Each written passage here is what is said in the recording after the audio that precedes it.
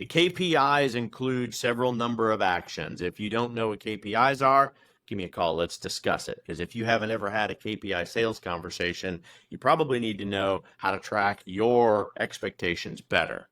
You need to track calls. You need to track texts, door knocks, messages, mailers. You need to get more personal with your clients. And the more conversations you have, the more opportunities you will set. The more opportunities will become more contracts. You will learn how to build contacts to contracts to closes. And with our KPI system, you will absolutely know how and when you're going to be achieving and how you're going to be successful week over week. By the end of that week, you're going to report to your broker those KPIs, those metrics, even if they suck. Be honest with them and be honest with your success so that with just a little bit of guidance through that accountability, you're going to be able to see some conversion take place. The brokers are going to be able to concentrate with you on here's what you just need a little bit of sanding, a little bit of fine tuning, a little bit of polishing just to fix this bottleneck that you're having. You're going to see the conversations turn into appointments, and your appointments are going to turn into an agreement. Please do not forget to consider the current policies that are in place and where these changes in the new policies need to help you pivot. My brokerage process and procedures plan is very helpful in making sure that the agents stay aligned to this. So make absolutely sure that you have a cycle of success for yourself as well. If you want to turn your office or if you want to turn your team into a very profitable processing machine, then you need to be understandable that your number one job at the end of each week is to celebrate the successes of each of the agents. Celebrate the success of your brokerage. No matter how small, many agents need aspirational goals, and they're going to be embarrassed or ashamed to report their numbers to you sometimes. They're going to feel defeated. They're not going to want to continue to come and participate in these meetings, and eventually they're going to quit the industry altogether. That's why you need to praise even the smallest effort, even if they don't want their name thrown out there for whatever reason they give you. Oh, don't worry, boss. I don't need all the praise. Yes, you do. Because it's not always going to be wine and roses. It's not always going to be champagne parties and open houses and brokers opens at the high rise down at Sky Point. 9 times out of 10, it's going to be the beer and the cheese party down in the local community that doesn't want you soliciting door to door while you're doing just a very traditional open house. While you are consistently setting the goals and acknowledging the small wins, you are going to find that it empowers the agent, that it empowers the teams, and that it will empower your entire brokerage. The more they prospect, the better they're going to get at it. You need to be there with them. Have a call party, throw some traditional pizza out there, and everybody just enjoy getting on the phones and learn how to make some good mistakes together, because when you do that, you're going to get comfortable having conversations just like this. Prospecting culture is a creation. It's a process. It is inspirational, and it's going to allow agents to participate. Your prospecting group is going to grow. It's going to attract other agents. It's going to attract bigger teams, and it's going to bring agents into your brokerage that truly want to participate in something and get excited about something productive. This is called cycle of success.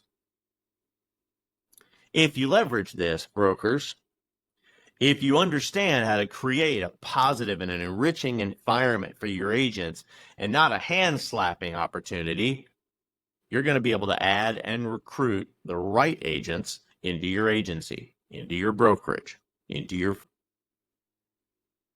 It may be strange to expand during a recession, but I am telling you the health of a brokerage is directly attributed to the number of real estate professionals that truly care about the success of the company, not just themselves. One begets the other.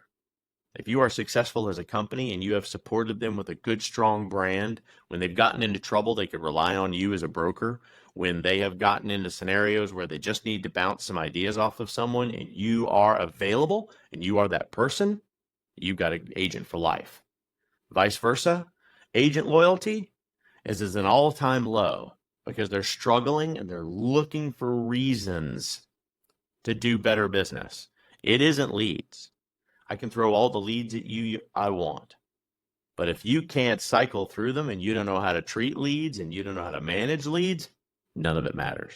Stop buying lead programs. They're not giving you the quality of lead that you can generate yourself. This is not a lazy thing. This is not a financial thing. You have to put in the effort. I say this because you should onboard as many new agents as you can, especially when there's a market turndown. When you are effectively training and leading a team from an individual agent culture to a group accountability to a prospecting culture, you are automatically going to attract new agents from other brokerage that are looking for something more inclusive and exciting. The reason they stopped working a full-time job or are committed to replacing that full-time job is because of what the gifts of the real estate market can provide to them. But it takes work. You can't teach people how to fish by providing fish. You have to go into an empty room with nothing to offer other than know-how. You have to get on the phone in front of them and show them how to prospect. You have to make cold calls in front of them. Let them judge you. Let them tear you down. Let them hear you, broker, you, team lead, you, office manager, fail. Because if you're doing it, it's okay to them. It makes them feel better about it. Allow the fear and the criticism to overcome the challenge. Add the outside members to your prospecting team. Make sure they understand and agree to the rules of engagement. 5 rules when I'm doing prospecting are pretty simple. Be on time and be professional. This is a call party. Show up, look good, be ready to work. Prospect first and market second. You need to get on the phones and you need to get out there with the right messaging. And even if it means 100 no's in a day, then you market the successes of what you're doing. You tell the story in the communities you're pursuing. Number 3, honesty leads to clarity. You need a full, transparent, and understandable message. Build yourself some note cards.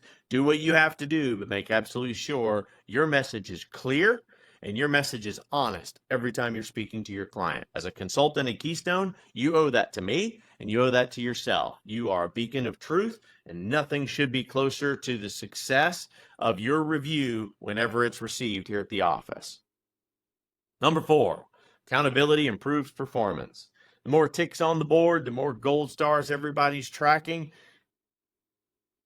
the more success people are going to feel and the more excitement in that basic competition they want. Yes, even the person that doesn't have a single star at the end of the day, let them put the stars on the board. Whatever you've got to do, keep them engaged, keep them involved. They could end up being your star agent. Number 5, we celebrate progress, not achievement. The achievement, pop the champagne, kids. That's what it's for. The progress of getting out of the blocks and running, actually completing the race through all of the falls and the challenges and the hurdles and anything else that's in front of you, fantastic. Celebrate. If you were doing that before we got to this point, you wouldn't need this class. Feel free to use that one, create your own, but your prospecting team's unclear rules and expectations are going to keep driving negativity. So you need to keep the culture safe, and you need to make sure that you are keeping the disruptions from the new team members to a minimum. Keep them focused. Disruptions create chaos, and it creates a negative effect on the space that you're trying to create for people, and it will stop the progress of even your superstars. Both your team, your independence, and your pocketbook will appreciate setting clear expectations for everybody. So get out there and get started.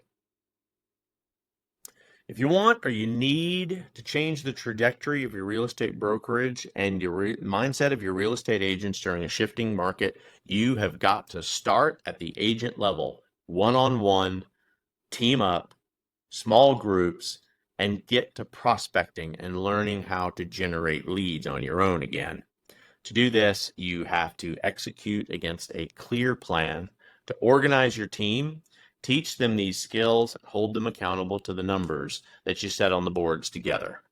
Celebrate the progress. Every single no is one step closer to a yes.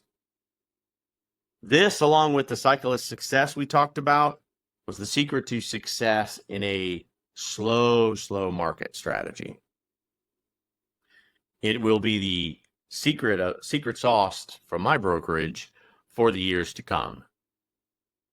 This is the next largest real estate recession in history, and I am positive it will affect you if this strategy helps you get through it and helps you push through and understand the differentiator between you and what every other organization is doing out there just by paddling the same old boat against the same old pond.